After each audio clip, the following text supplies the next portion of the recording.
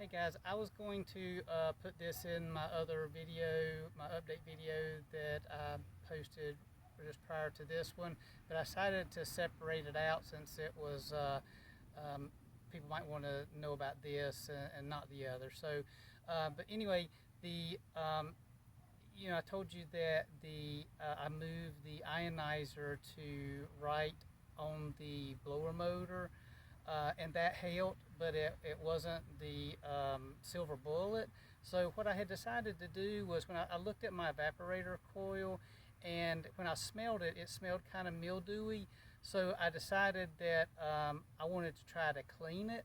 So a couple months ago, I had purchased this Nu-Calgon Evap Power C. This is a no rinse cleaner. I tried that, and this is not a very good product. It is very easy to put on. You use a pump sprayer. You mix it per the ratio that it says on the back, which is 1 part of the cleaner to 3 parts water, and you spray it on. And I actually went ahead and rinsed it off, but you don't have to with this. After I finished and let it dry, I could not tell that it really did anything. So I wanted to mention this because if you were thinking about using this product, I did not see where it helped my evaporator any. So then after I was still getting a little bit of the smell that I didn't want, what I did was I bought their acid-based product, which is the Cal-Brite. Actually, now it's the Cal-Brite Plus. My local HVAC company that I get the stuff from, they had the older product. Now it's the Cal-Brite Plus. I called Nu-Calgon. They said that they reformulated it so it wasn't quite as caustic, but effectively, as far as the way it worked, was the same. So I went ahead and just got this, since that's what my retailer, or actually wholesaler, had. This stuff here, this stuff right here, the no rinse, you can basically put it on. I was comfortable putting it on with I think I had like a little dust mask thing, and that was it. This stuff here, however, do not do that. I used an actual respirator like you would use if you were going to paint a car. It has the two filters on it, heavy duty filters. I mean, you can get those relatively cheap at Harbor Freight, that type of thing. But I would strongly recommend using one of those. I also wore long sleeves, and I also wore some rubber gloves so that I was covered up very good. And this stuff here, when it goes on, you can actually see just a tiny bit of a haze where it's actually etching the aluminum a little bit. So it's very strong, and I would not want to get it on my skin, and then absolutely I would not want to breathe it or get it in my eyes. I also wore safety goggles.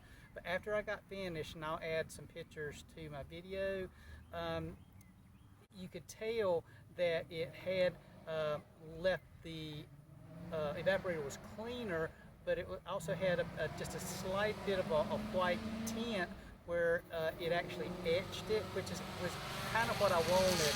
I wanted it to clean off the evaporator, which had like a little bit of white residue on it, almost like calcium over the years, with the moisture had caused the condensation to just kind of calcify there.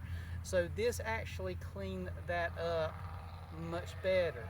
After I did that, I sprayed the evaporator with this Viper Coil Coating. It's an epoxy-based coating. There's another guy, I'll try to find his video and put a reference to his link, where he shows where he sprayed it, and it works just like that. It goes on, it's real